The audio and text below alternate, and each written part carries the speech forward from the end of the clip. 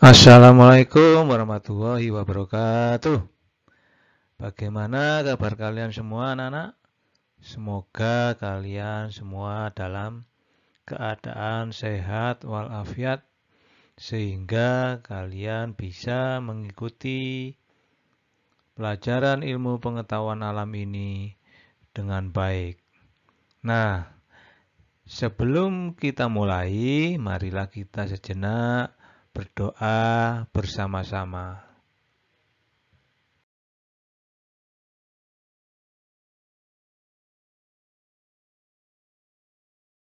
أعوذ بالله من الشيطان الرجيم.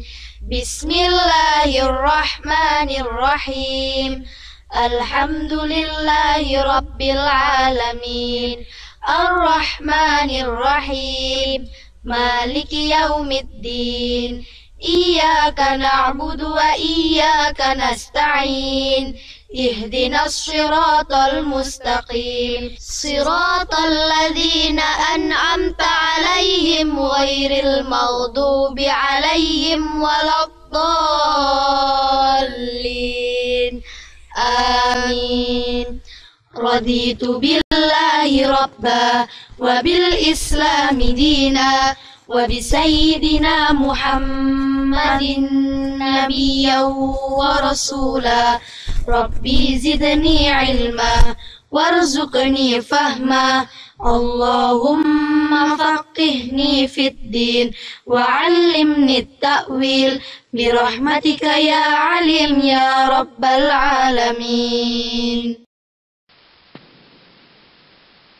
Sebelum pelajaran kita mulai, jangan lupa kalian tetap menjalankan protokol kesehatan. Memakai masker, cuci tangan dengan menggunakan sabun, jaga jarak fisik, dan berperilaku hidup bersih dan sehat. Pada pertemuan kali ini akan kita bahas tentang klasifikasi makhluk hidup. Tujuannya yaitu peserta didik dapat mengelompokkan makhluk hidup berdasarkan prinsip klasifikasi. Sebelum ke materi, coba kita lihat rangkuman materi sebelumnya. Klasifikasi benda terdiri dari benda hidup atau biotik dan benda tak hidup atau abiotik.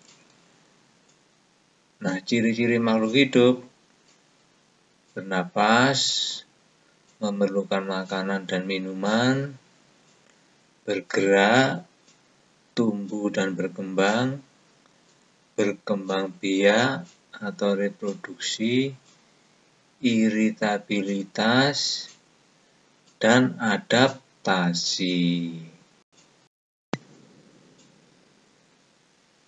Makhluk hidup di bumi sangat banyak dan beraneka ragam. Oleh karena itu, diperlukan adanya pengelompokan berdasarkan ciri tertentu yang dikenal dengan istilah klasifikasi. Dalam kehidupan sehari-hari, dengan tidak sadar banyak dari kita telah melakukan klasifikasi. Contohnya, di dapur kalian, ibu kalian secara tidak sadar telah melakukan klasifikasi atau pengelompokan. Misalnya, piring dijadikan satu dengan piring. Kemudian gelas dijadikan satu dengan gelas. Sendok juga begitu, dijadikan satu dengan sendok. garpu juga begitu, dan seterusnya. Nah, ini yang dinamakan pengelompokan atau klasifikasi. Tujuannya untuk apa? Tujuannya untuk bila suatu saat kita memerlukan sesuatu, bisa menemukannya. Itu. Nah, sistem klasifikasi mengenalkan adanya tingkatan kelompok makhluk hidup, mulai dari kelompok besar, kelompok kecil, hingga tingkat individu. Tingkatan ini disebut sebagai takson. Tingkatan takson pertama kali dikenalkan oleh Carolus Linnaeus dengan tingkatan dari tertinggi ke tingkatan terendah. Tingkatan tersebut adalah sebagai berikut. Kita mulai dari tingkat yang tertinggi, yaitu kingdom, kerajaan atau dunia, atau regnum, ini kingdom. Kemudian ke tingkat yang lebih rendah ada divisi atau divisio untuk tumbuhan dan phylum untuk hewan. Terus ke tingkat yang lebih rendah lagi ada klasis atau kelas. Berikutnya turun lagi kelas menjadi ordo. Ordo turun lagi ke familia. Familia turun lagi ke takson lebih rendah, yaitu genus. Genus turun pada tingkatan yang paling rendah, yaitu spesies.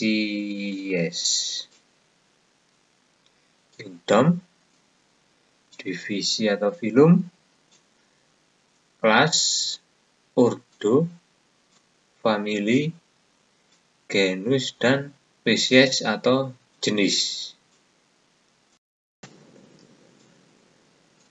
Semakin tinggi tingkatan takson, maka persamaan ciri yang dimiliki semakin sedikit. Begitu pula jumlah anggotanya. Semakin rendah tingkatannya, maka jumlah anggotanya semakin mengerucut. Berdasarkan sistem klasifikasi yang dikenalkan oleh Whittaker, makhluk hidup dibagi menjadi 5 kingdom, yaitu sebagai berikut.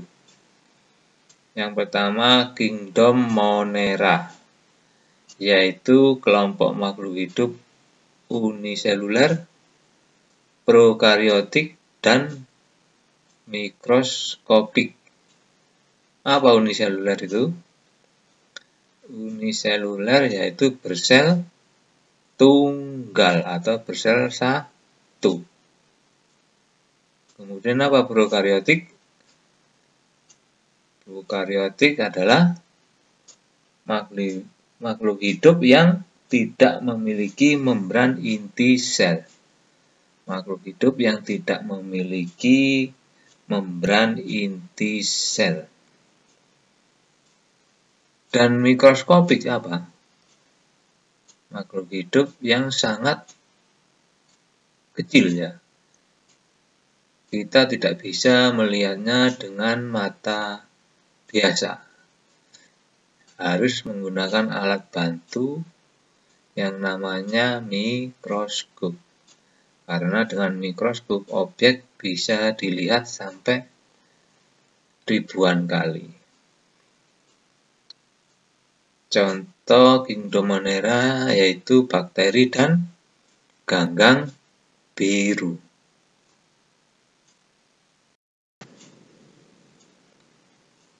Mari kita lihat gambar bakteri.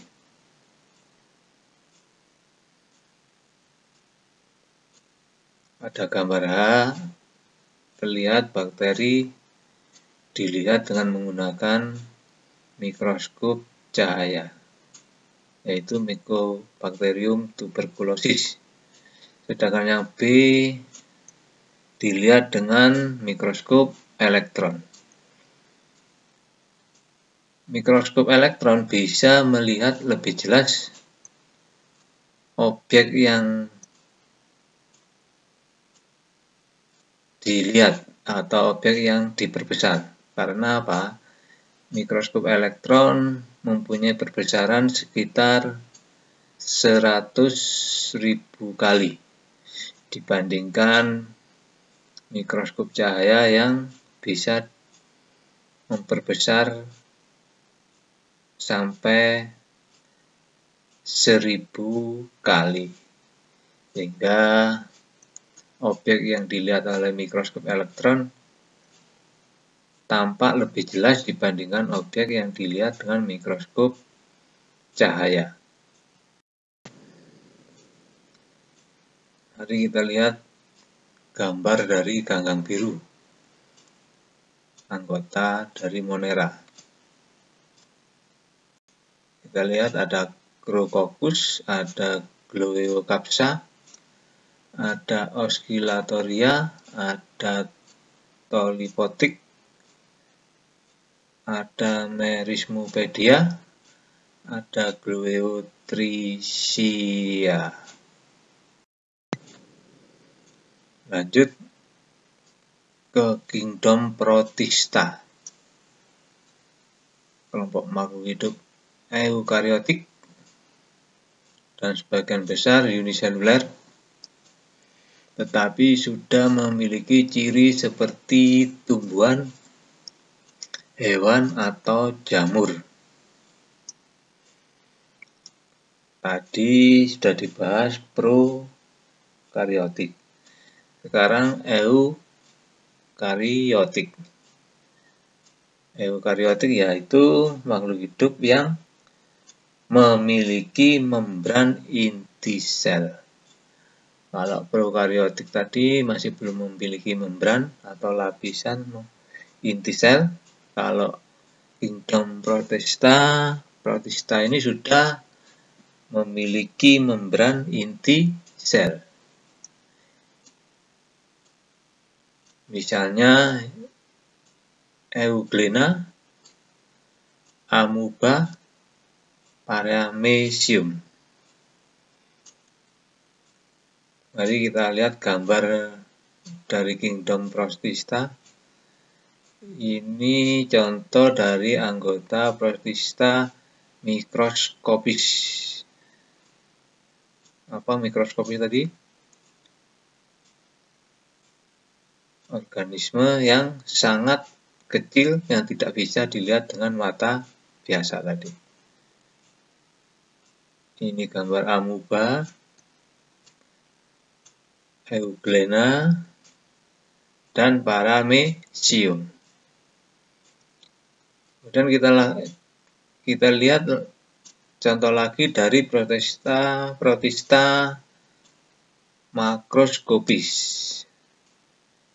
Ini bisa dilihat dengan mata biasa ini, makro, lawan dari mikro tadi. Ada alga merah, ada Gracilaria, ada alga hijau atau ulva spesies, ada alga coklat atau fucus spesies.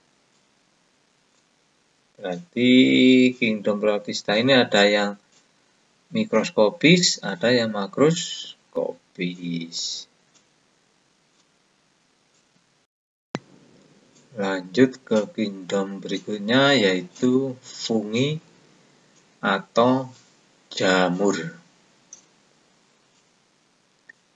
Ini termasuk kelompok makhluk hidup eukariotik dan tidak berklorofil.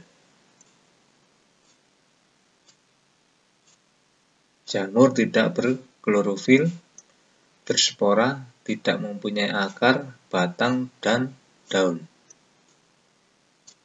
Jamur hidupnya di tempat yang lembab, bersifat saprofit. Apa saprofit? Organisme yang hidup dan makan dari bahan organik yang sudah mati atau yang sudah busuk. Dan parasit, organisme yang hidup dan mengisap makanan dari organisme lain yang ditempelinya. Contoh jamur tiram, jamur roti, ragi, jamur kayu. Nah, kalau saprofit ini tidak merugikan organisme lainnya. Dan parasit ini merugikan organisme lain. Itu ya, beda saprofit dan parasit.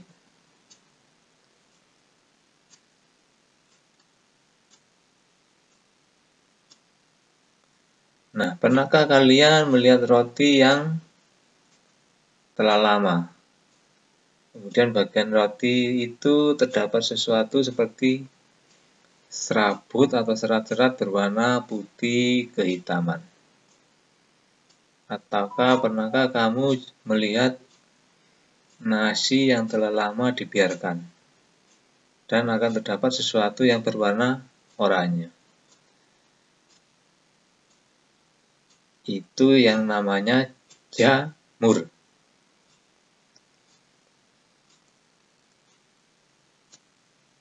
Nah, ini coba kita lihat gambarnya. Ini pada roti, jamur pada roti yang sudah lama, dan ini jamur pada nasi yang berwarna oranye tadi.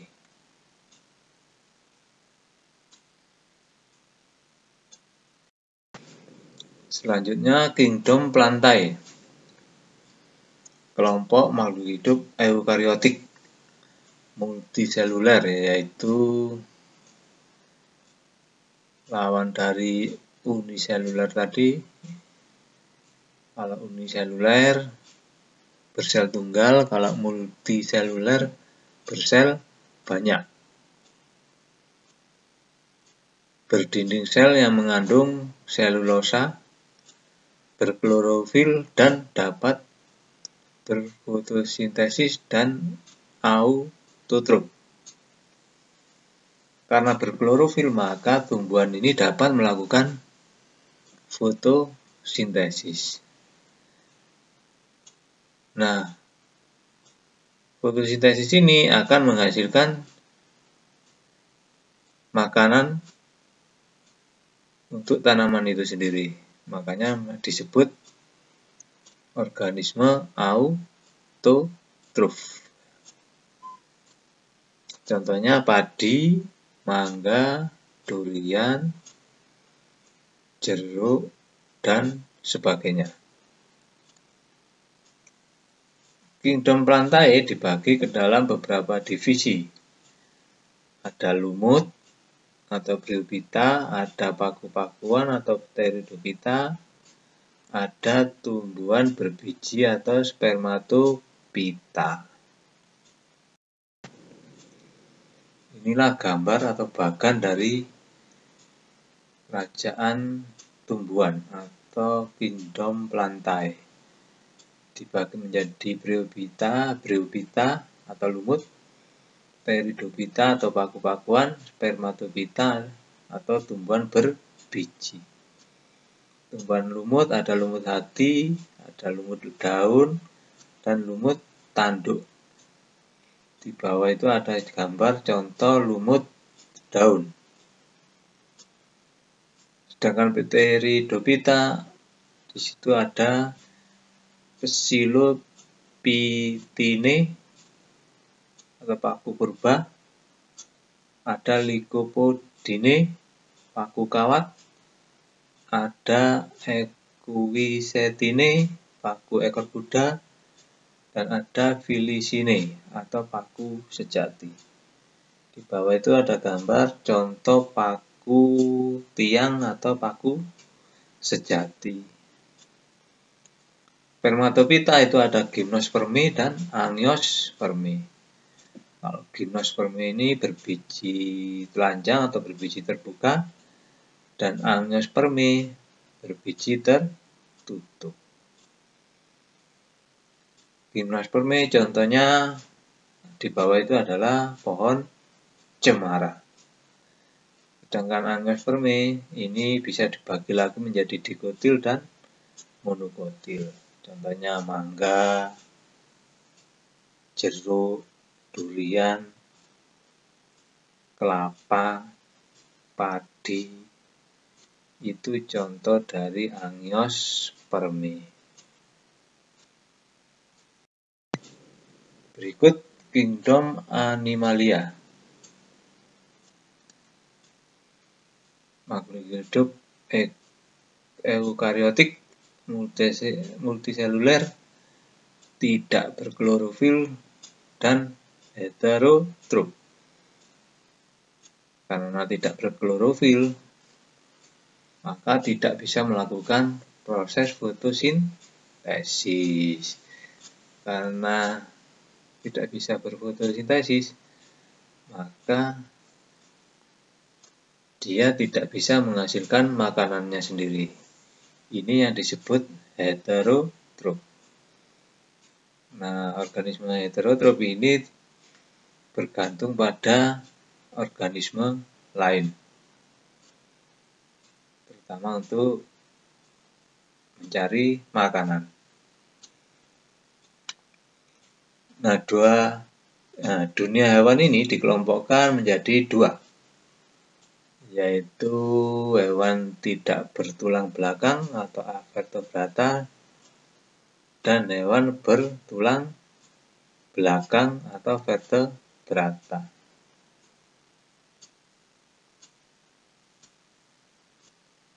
Kita lanjut. Yang A, hewan tidak bertulang belakang atau avertebrata.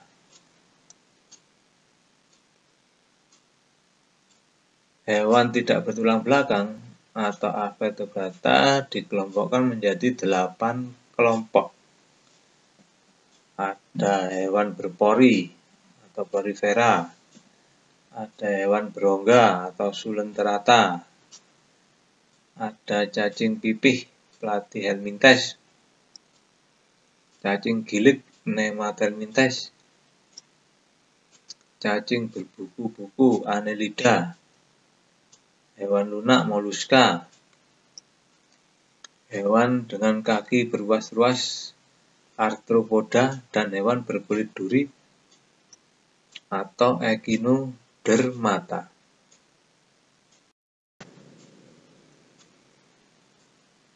Mari kita urai satu persatu. Porifera, hewan yang mempunyai pori-pori. Hewan ini tubuhnya seperti spons, habitatnya di perairan. Warna tubuhnya bermacam-macam, ada yang merah, kuning, dan hijau. Contoh hewan porifera yaitu Spongilla, Euspongia, Potherion, dan Scypha. Mari kita lihat gambarnya. Ini Euspongia, ini Potherion, dan ini Scypha. Berikut sulenterata, hewan berongga, mempunyai tentakel untuk menangkap mangsa. Pada permukaan tentakel terdapat sel beracun yang menyengat. Tubuhnya ada yang berbentuk polip yang menempel pada tempat hidupnya, dan ada yang berbentuk medusa, bergerak aktif melayang-layang di air seperti payung.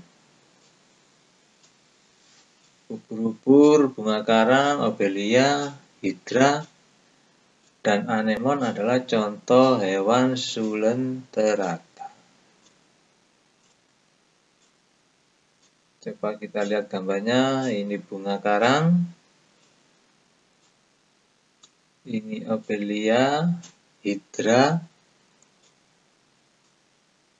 anemon.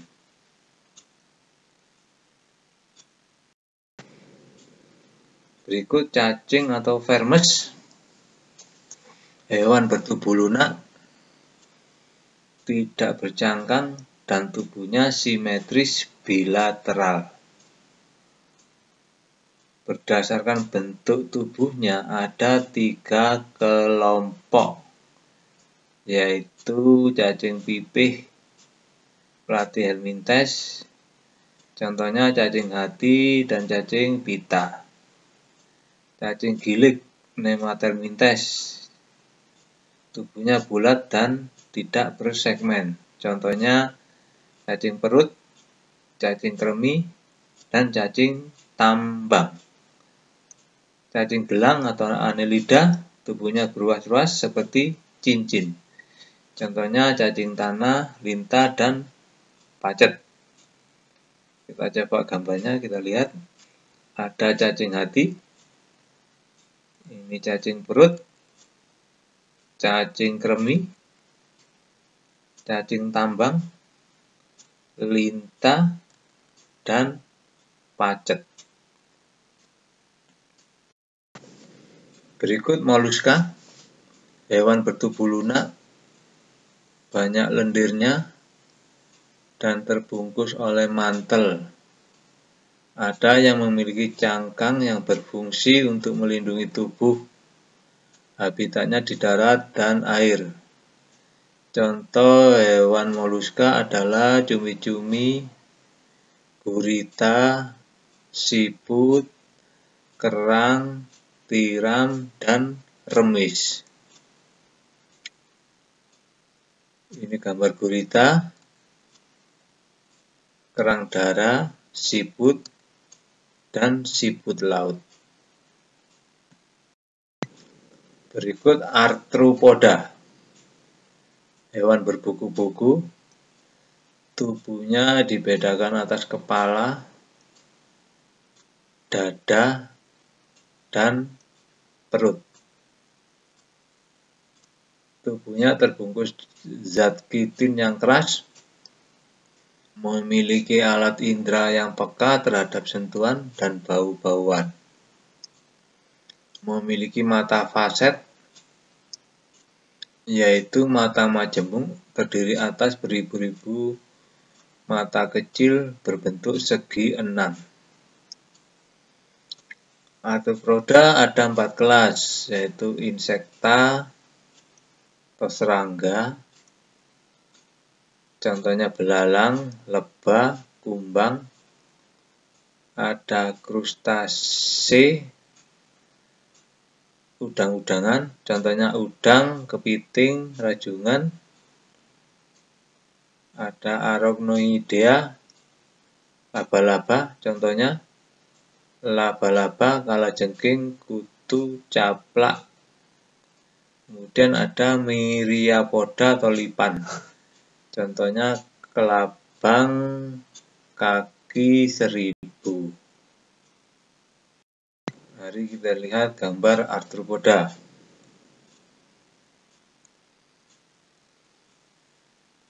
Yang A belalang, yang B kumbang, C kepiting, D laba-laba, E kalajengking, F kutu,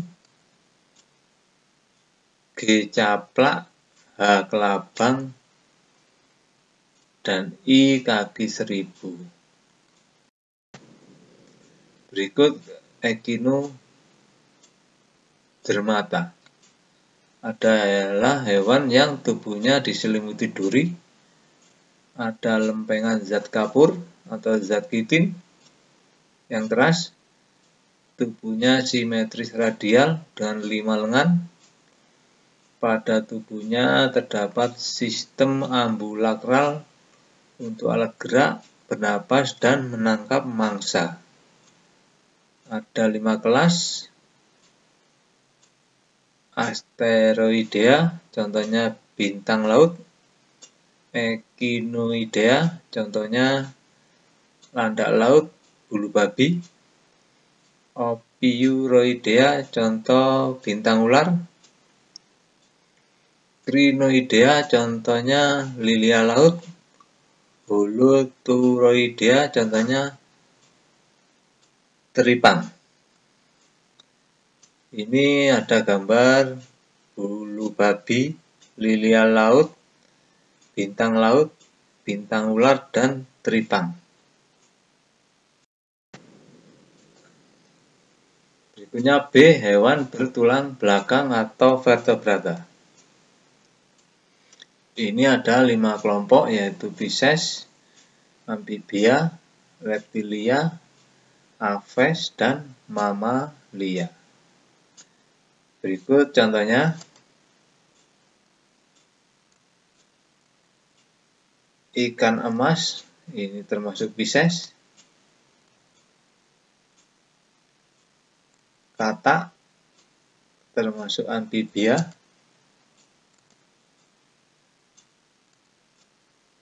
Ular termasuk Reptilia.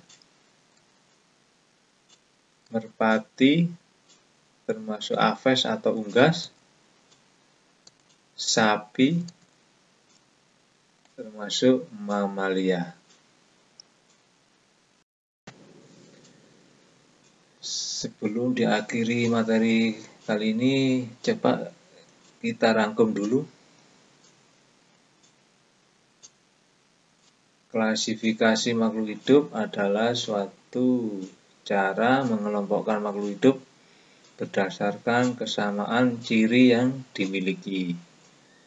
Tujuan mengklasifikasikan makhluk hidup adalah untuk mempermudah mengenali, membandingkan, dan mempelajari makhluk hidup. Takson klasifikasi makhluk hidup. Kita mulai dari paling atas. Ada kingdom atau regnum atau dunia. Turun ke bawah ada divisio atau phylum. Kemudian ada kelas, ada ordo, ada family, genus, dan paling bawah adalah spesies. Klasifikasi makhluk hidup menurut Whittaker.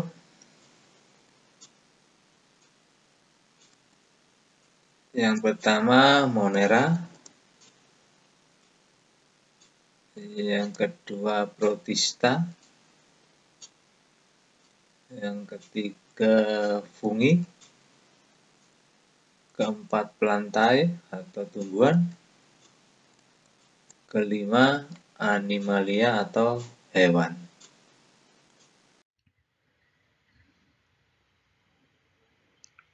Itulah tadi materi klasifikasi makhluk hidup.